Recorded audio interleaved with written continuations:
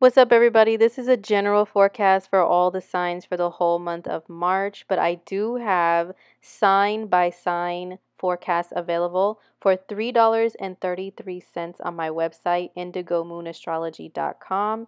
I will leave the link below to where you can order those. Make sure if your email address is different from the one you use on your PayPal that you email me using the contact form on my website your correct email address to send the link to your forecast to, okay? Now, these are not personal to your birth chart forecast that I'm offering for $3.33. No. But they are for your sign. For your rising, your sun, or your moon, you choose, okay? Make sure you choose the correct sign, though. And I hope you guys enjoy them. They are in depth. So now on to the general forecast for March 2019 for everybody as a collective, for all signs. Hey, what's up, everybody? This is your Cosmic Homegirl, and I'm doing an overview of March 2019, just letting you guys know what the general energies are like for the whole entire month. And this is the cosmic weather, if you will, for all the signs. It's not just specific to any one sign. This is just what the weather is going to be like energetically for the month of March. Before I get into that in detail, I just want to let you guys know that we do have some shifts that are happening in the month of March. Well, actually, we have one that happened in February that still carries into March and actually will carry into the next like 8 years or so, which is Chiron moving into the sign of Aries. I've talked a little bit about this on the weeklies. I will do a video specifically honing in on this transit as well sometime soon. And then also we have Uranus moving from Aries to Taurus this month in March, and it stays there for about 7 years or so. So yeah, we have some major shifts going on. So if you go to my website, which is indigomoon.astrology.com, you go to services, you hover over that tab, you go down to specials, and this is the page that comes up.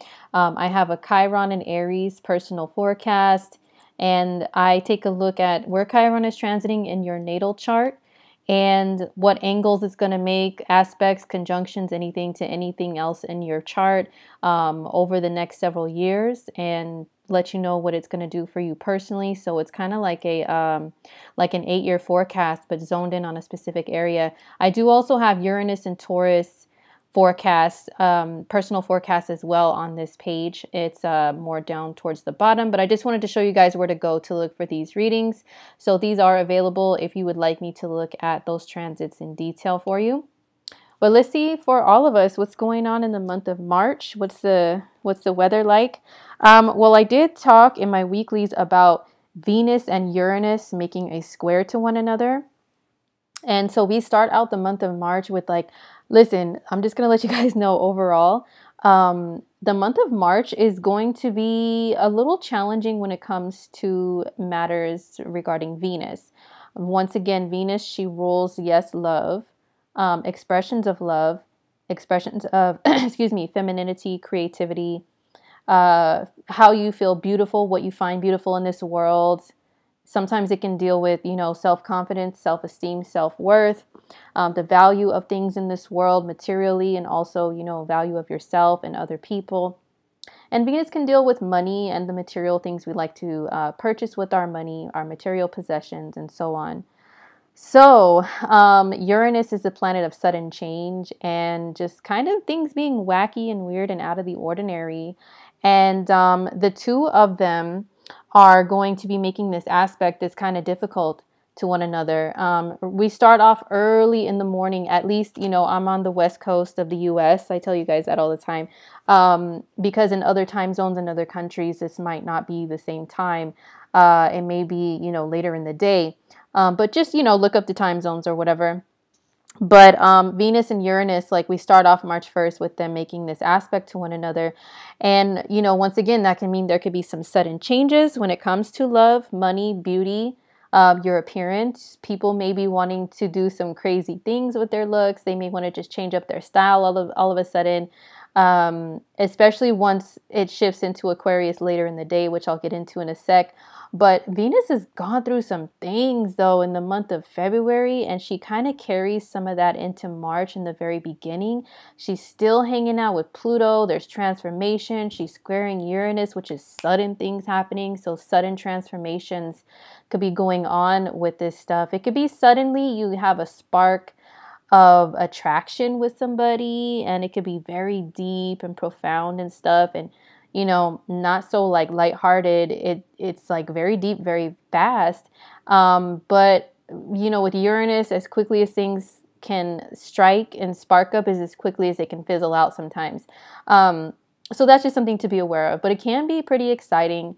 Something exciting that happens to you that really transforms you as far as what Venus rules. And then we have Venus moving into the sign of Aquarius. She changes signs later in the day on March 1st.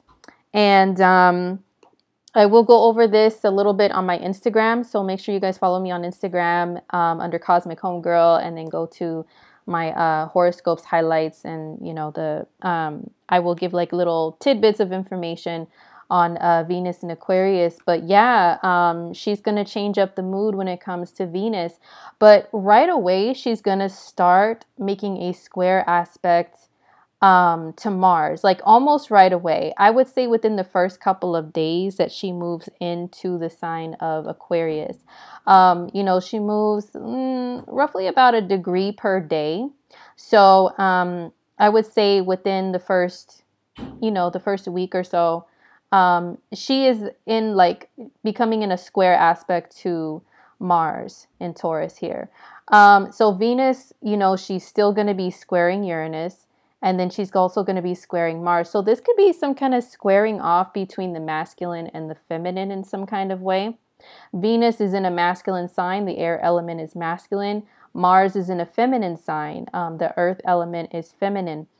So this could really be like males and females, or, people who identify with different gender definitions, but your energy and the way you express yourself is either masculine or feminine. You could be battling it out with your opposite. Like there could be frustrations between people in relation to one another. It can mean, with dating and stuff, but it can also mean just in general, like dealing with people can be a little tense, a little frustrating at times.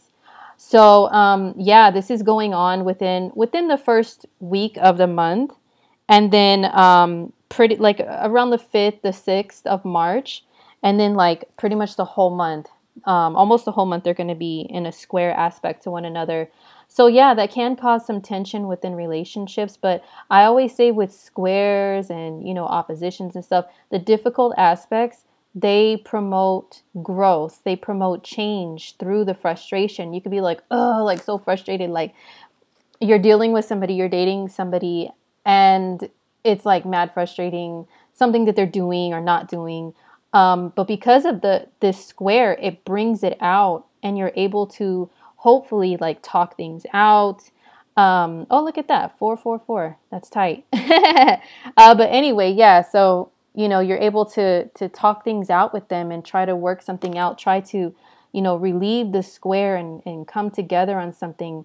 So it doesn't have to be all bad, but yeah, she's still making that aspect to Uranus. So anything goes, like anything can change pretty much.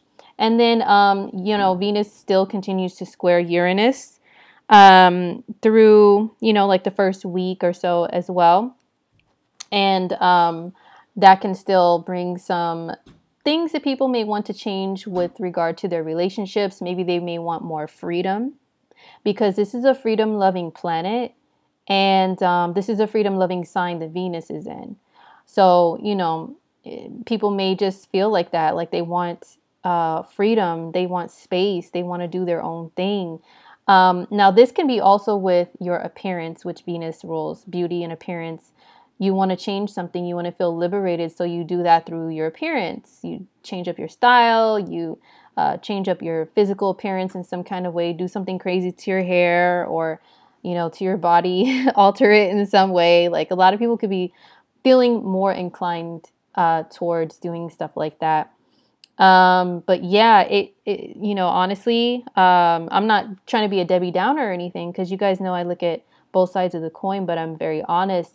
Love overall this month, there can be some frustrations that come about, but also tension.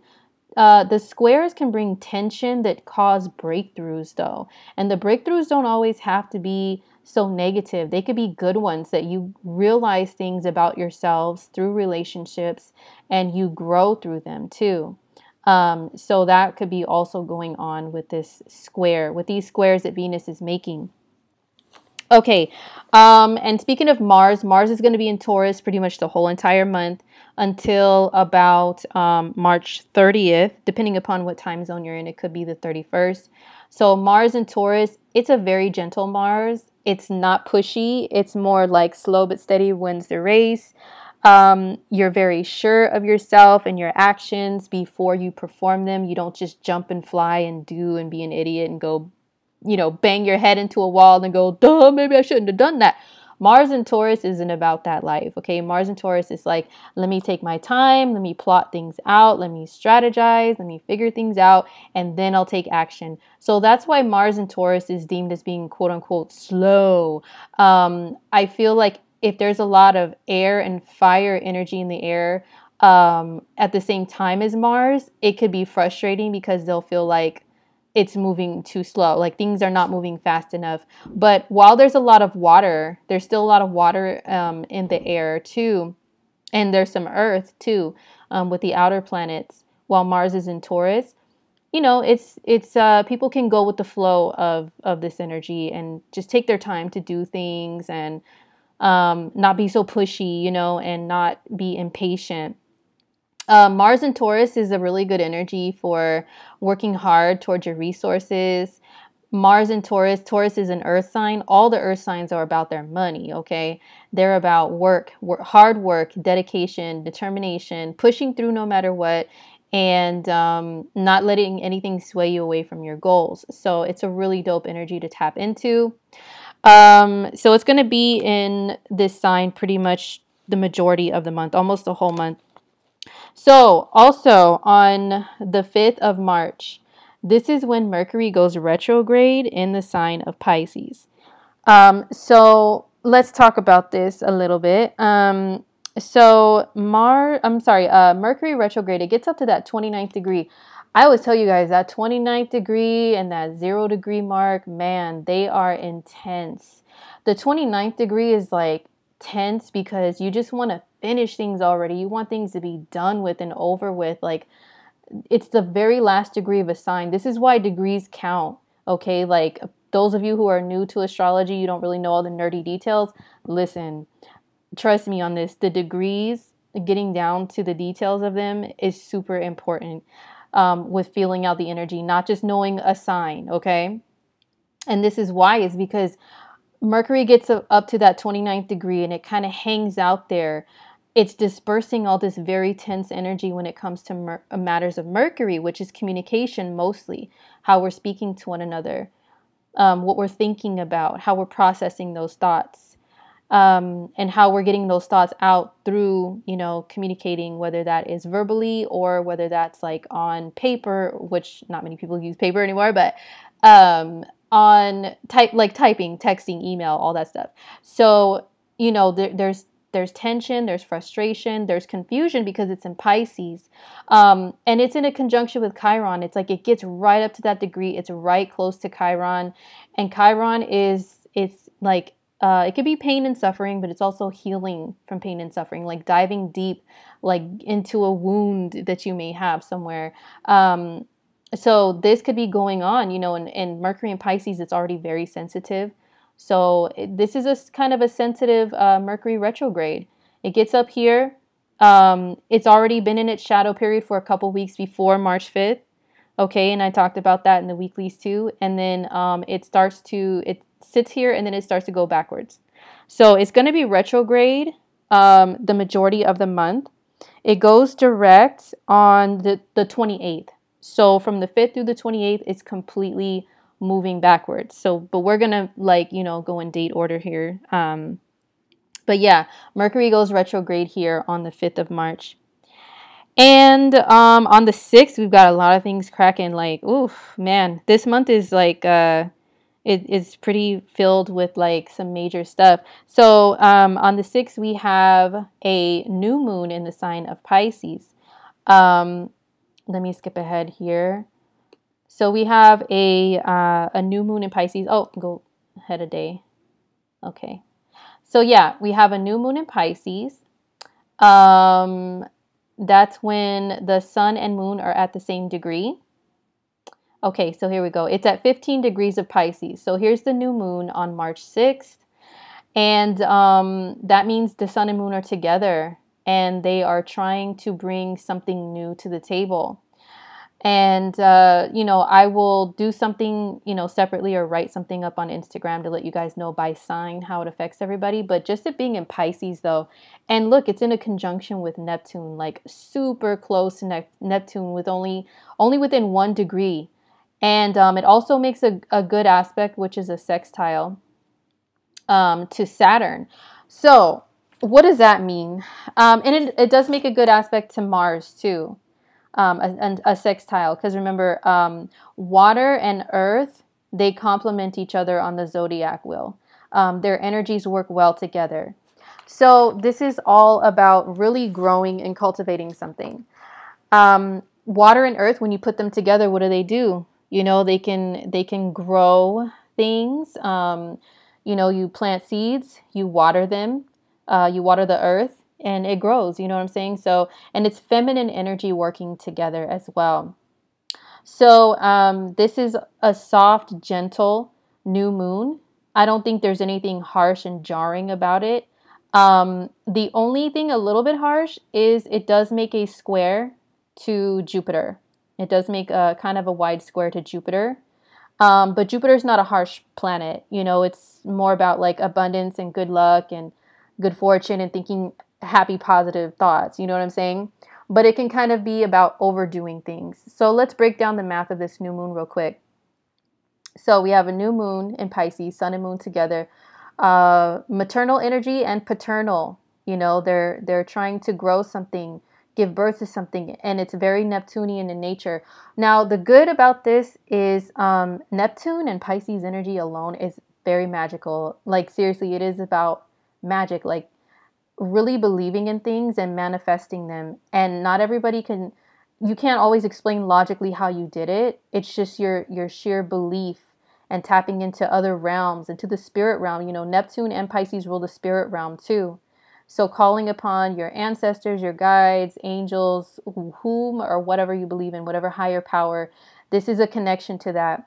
The veil between the material world and the spiritual world is very thin when we have conjunctions to Neptune, especially.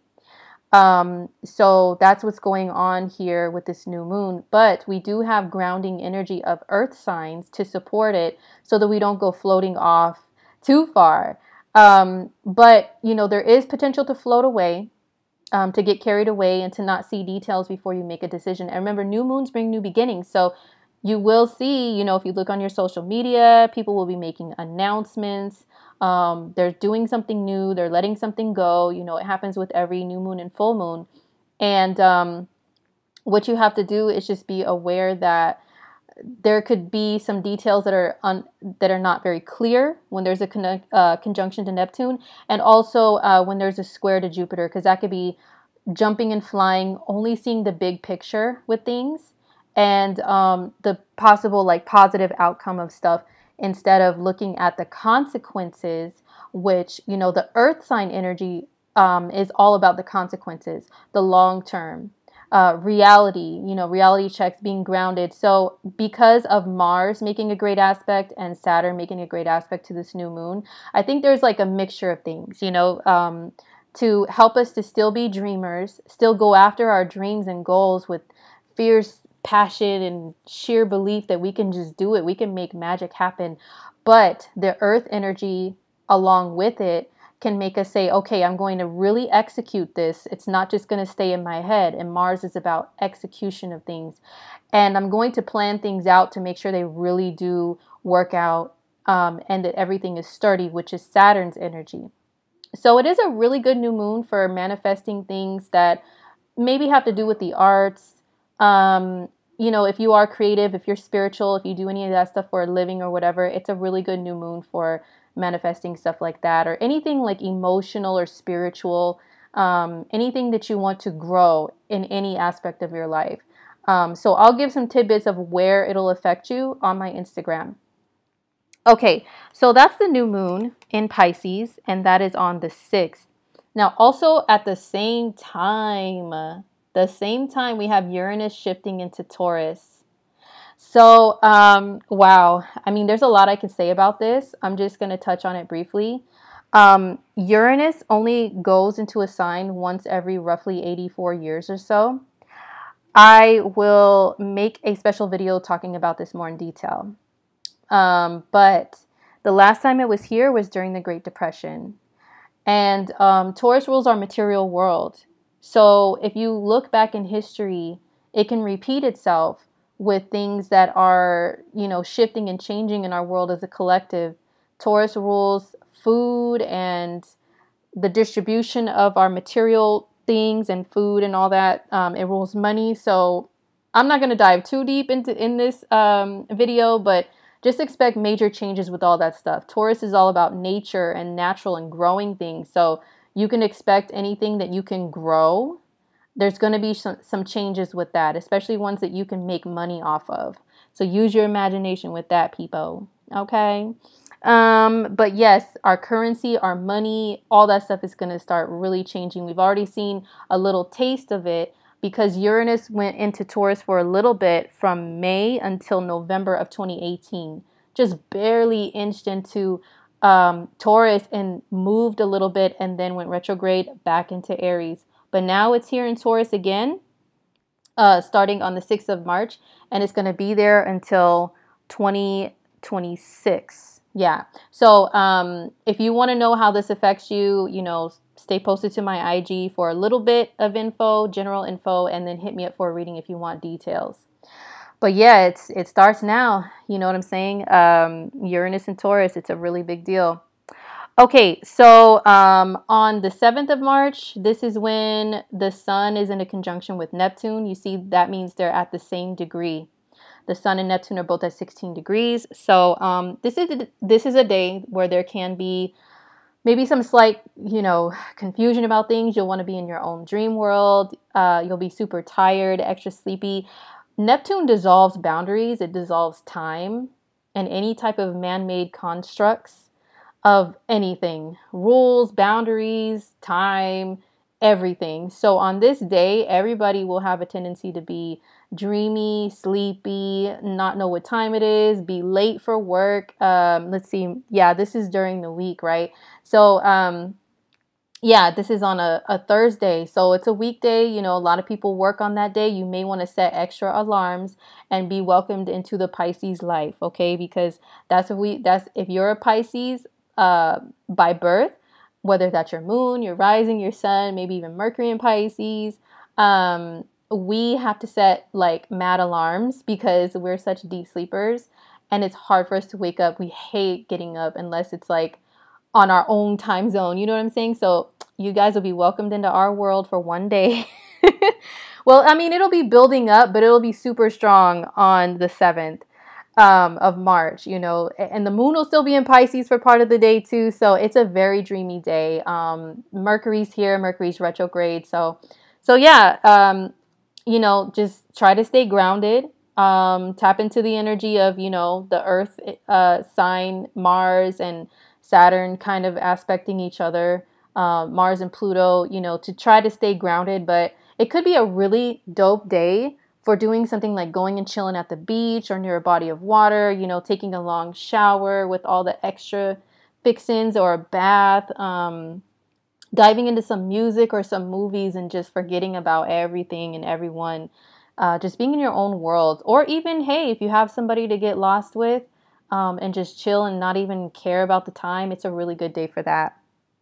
Okay, and I, you know, during when I cover the week of that includes the 7th, I'll go in more detail about it as well. All right, so on the 10th, this is when Mars makes a sextile to Neptune.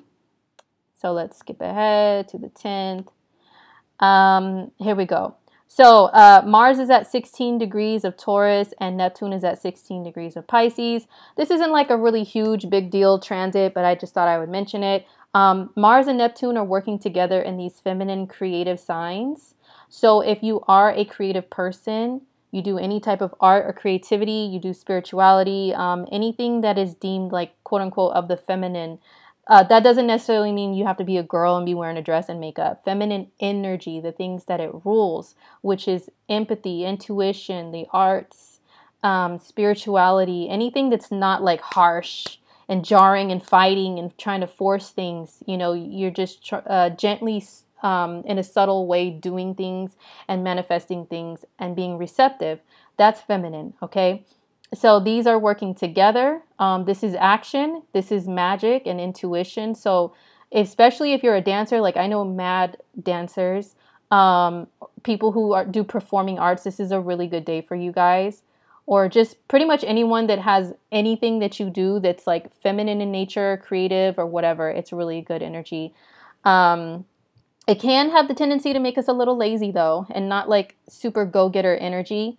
It's more chill energy, very chill. So that's on March 10th. And then we have on the 14th, Mars makes a trine to Saturn. Okay. So Mars being in Taurus is really good.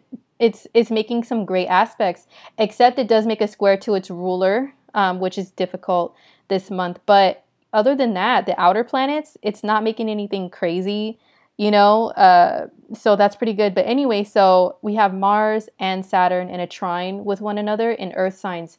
Super dope day for just working, concentrating on your work and getting it done. We do still have a lot of Neptunian, foggy, sleepy, dreamy energy hanging around, you know, in Pisces. But we have this energy that can make us still push through in the end and, you know, stick to what we say we're going to do, get things done. We may kind of fall off a little bit here and there with this wishy-washy energy that tends to happen with Pisces stuff in effect.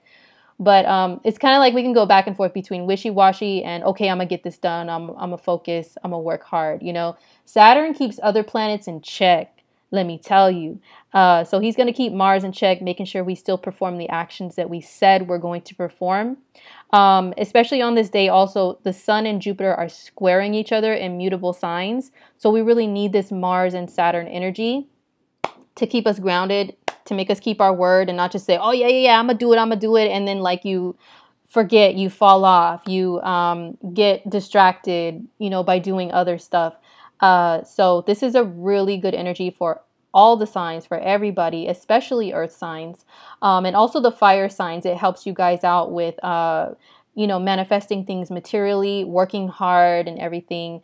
For the air signs, it's more like going to be in a place of, it's going to help you guys out with like spiritual and emotional work, and maybe some creative stuff. And then water, it's going to help you guys out with like anything social, with achieving those things, those goals and getting things done in your social lives. Okay, so let's see. On the 15th, we have Mercury and Jupiter in a square to one another. What day is that again? Oh, yeah, the 15th. Okay, so we have Mercury and Jupiter squaring one another. Or is that the 14th? You know what, you guys? Mercury is still in like full effect with being in shadow. Okay, anyway, it's going to be around this day, okay? Whatever. Nobody has time to edit this. I think it's going to be like the 13th, the 14th. Mercury and Jupiter are going to square one another, but Mercury is retrograde, okay? So I'm trying to find it, y'all. Where's Mercury? Oh my gosh. Okay, so Mercury and Jupiter are going to be squaring each other. And Mercury's retrograde. So what this can mean is, you know, people are going to, once again, this is a repeat of an aspect that happened in the month of February, to where we cannot see all the details. Okay, here we go. It's on the 15th. We cannot be seeing all the details We can only be seeing what we perceive like in an idealistic way to be going on. And we cannot be clear on stuff, but still kind of jump and go with things or say things, because this is Mercury, which is our communication. So, and it's also in a conjunction with Neptune.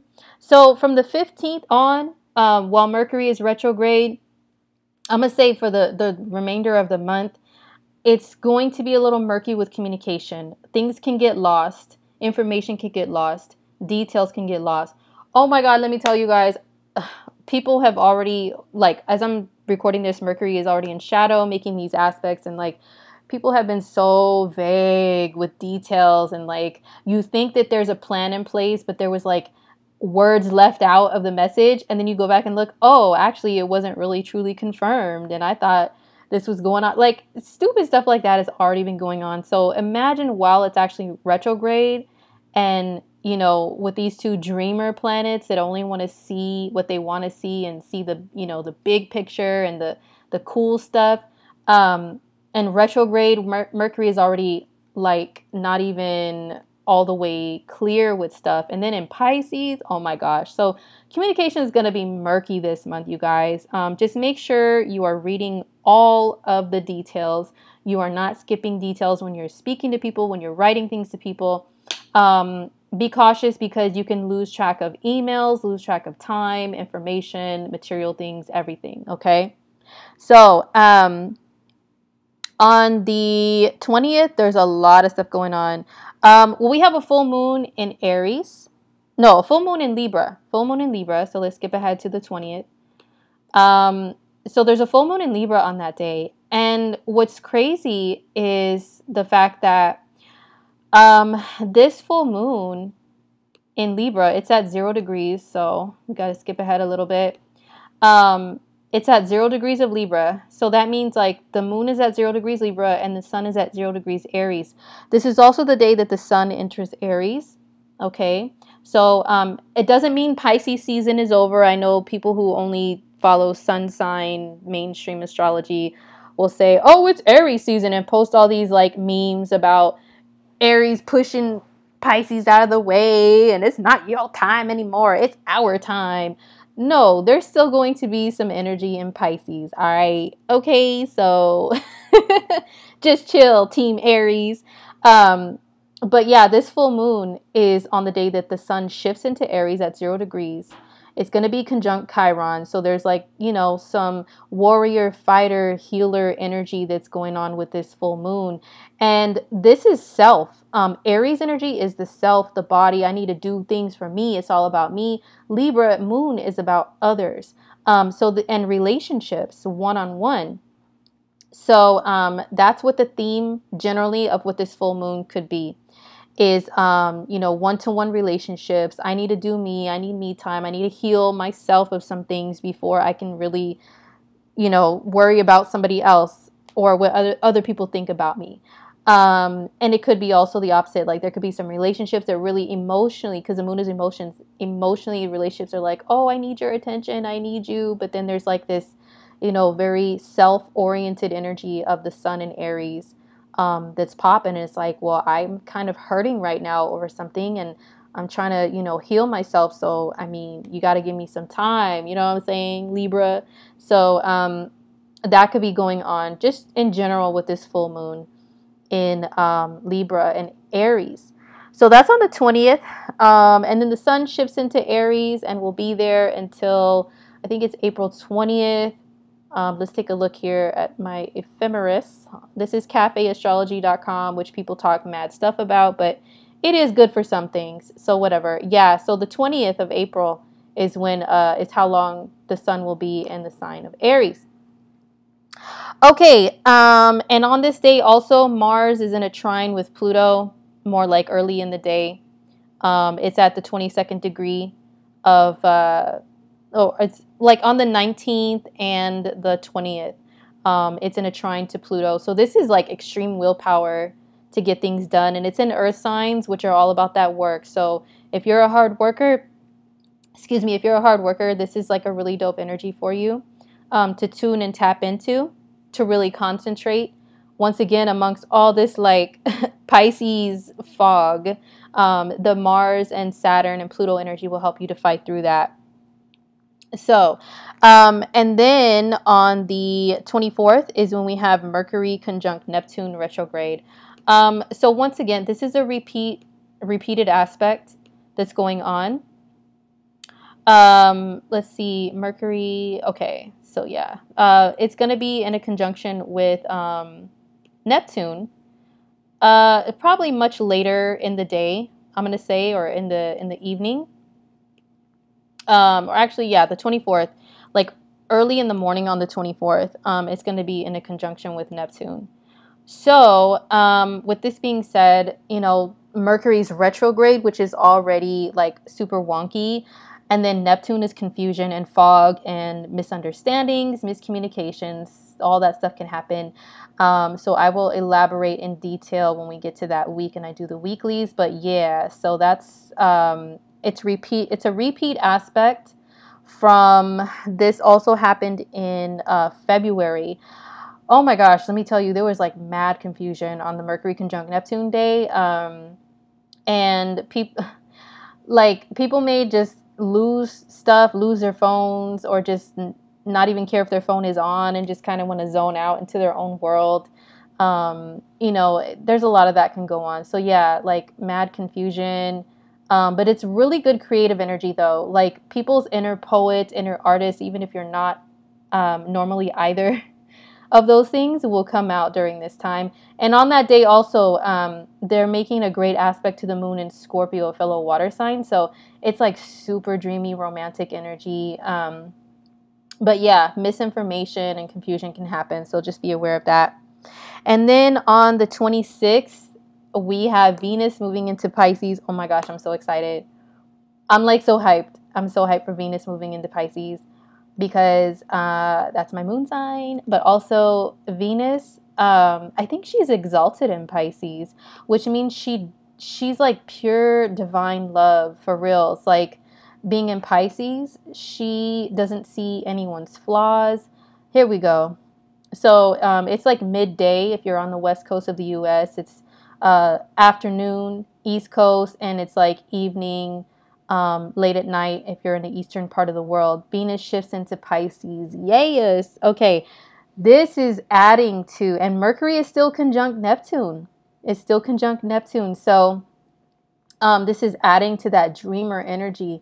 Really dope for creativity, for spirituality, for expressing yourself in a very creative way that just doesn't care at all what anybody thinks. It's like ultimate hippie energy that's just like, do you guys remember on The Simpsons when Mr. Burns, he gets dipped in some kind of radioactive water and he's glowing and he's all in some robe and he's like, I bring you love. That's what I think of when I think of Venus and Pisces. And also when I think of Aquarius energy too. Aquarius and Pisces mixed together actually. But yeah, Venus and Pisces is like that. Like just only sees the beautiful parts of people, sees the good in people. And this is also a kind of a damsel in distress energy too, Venus and Pisces.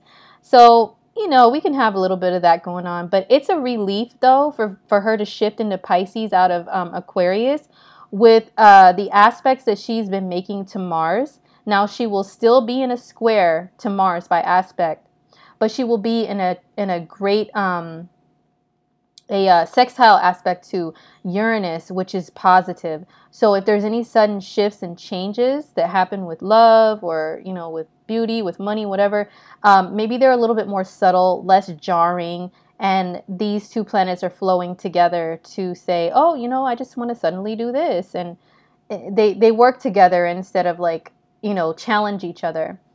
So, but Venus will still be squaring Mars. So that could be still masculine and feminine energy kind of squaring off. But because these are complementary signs to one another, water and earth, it's going to be relieved from the intensity of Aquarius and Taurus squaring each other with Venus and Mars. So beautiful energy, great time to enjoy just going with the flow with love, money, everything. Once again, visiting bodies of water, going to faraway places, either in person or in your mind. Divine creativity and spirituality, just really tapping into all of that. And then as far as like, you guys know I follow like beauty and looks and stuff based on where Venus is moving and a lot of times where the sun is moving too. So we'll be revisiting the styles of Pisces, the colors of Pisces, which is like the purple hues, you know, the colors of the crown chakra and amethyst. Those are very much closely affiliated with Pisces energy.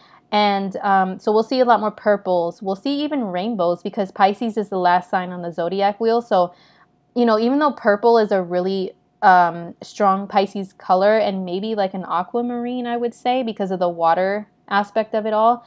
But even rainbow stuff, because Pisces embodies all of the energies of the whole zodiac.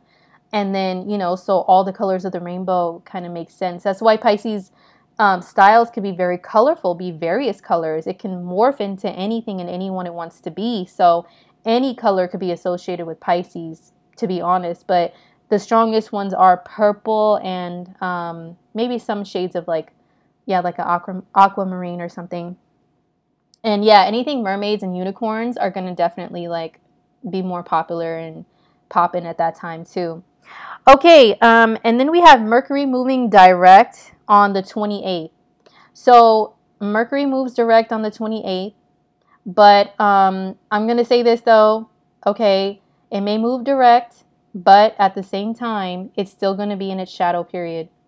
So now on this website, now Mercury's not red anymore. That means it's direct. So more towards like the evening, U.S. time on the west and in the east. And then, you know, it might be the next day in the eastern part of the world that it's officially direct. So that doesn't mean just hop into, you know, doing a bunch of Mercury ruled stuff and thinking it's all going to work out and be dandy, because the shadow period is still going to be Mercury trying to get back into its regular orbit, and it's not going to be there quite yet. So you still have to be careful. You know, people are going to say, oh, yay, Mercury's out of retrograde. Now you can jump. No, you can't. Okay, because people's fax machines are still not going to be working. Computers are going to be a little wonky. Texting and communication, especially being conjunct Neptune still very strongly. Oh, yeah. The confusion is still going to continue probably through mid-April. I'm going to say... yeah, through mid-April, like around the 15th or so. But I'll get more into detail when around this day comes. But yeah, you know, you still have to take the proper precautions with communicating with data, information, you know, your thoughts, whatever you say. This Mercury Neptune could just blurt out any old thing. You know that saying, loose lips sink ships? Like, that's a total Mercury and Neptune thing where people could just mindlessly just blah blah blah blah and then be like, oh, was I not supposed to say that? Because once again, it dissolves boundaries. So there could be a boundary you're supposed to be putting up with information, with holding it private or secret, and then this is like just whatever coming through. So that can still be going on during its shadow period. But yes, it does move direct and things do start to proceed forward starting on the 28th. But it is a slow but sure process, so keep that in mind. So then finally on the 30th, we have Mars moving into Gemini. Let's see. Let me move this time ahead.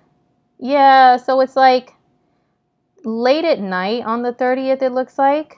And then, you know, it's the 31st, like on the east coast of the U.S. and the eastern part of the world. So Mars moving into Gemini, this is the energy shifting as far as movement, executing things, getting things done. So now it's Gemini, which is the Tasmanian devil Mars. Gemini energy is here, there, and everywhere all at once. Like Mars's arrow, I imagine it's spinning around when it's in Gemini, going, I'm over there, I'm over here, I'm over there, I'm doing this, I'm doing that, blah, blah, blah, blah, you know? And it can get lost. It can start things and then go to something else and go to something else. It's quickly bored, has to be moving around a lot, eyes darting around, your whole body darting around pretty much with Mars and Gemini. But for those people that can master multitasking, this is a good energy for you because you'll be in your element. You'll be totally like able to do multiple things. Feeling good about like you know, you're not stagnant. Your energy levels are those to where that, you know, you can perform multiple things. You're down for different things. You're curious about stuff. Gemini is a very curious sign. So it's like, what's this over there? And then you go check it out. And then it's like, oh, okay, now that you checked that out, it's like, oh, what's that over there? And then you go check it out. So for doing a variety of different things, this is a really dope energy. But yeah, it does have the tendency to just kind of be a little all over the place. And Mars is a fighting energy, and Gemini is ruled by Mercury, which is communication. So you know that old saying, those are fighting words. Yeah, that's what I attribute Mars and Gemini to. And also Mars and Virgo, which is also ruled by Mercury. Be prepared for the petty clapbacks and, you know, people being more quicker with the comebacks and memes and all that stuff. Like, it's a very humor-loving sign. So chopping people down like in a humorous way is going to be more prominent with Mars and Gemini. And then, so we're going to start out the month of April with Mars being in Gemini too. So that's it, you guys. That is it for the general energy of the month of March. Like, so much going on for real. I would just sum it up and say that love and relationships, they may be challenging this month. I'm not saying gloom and doom. Everybody is just going to be suffering and breaking up and all that. No, it's going to be challenging. But like I say, challenges promote growth. They can bring out issues that maybe you don't always talk about.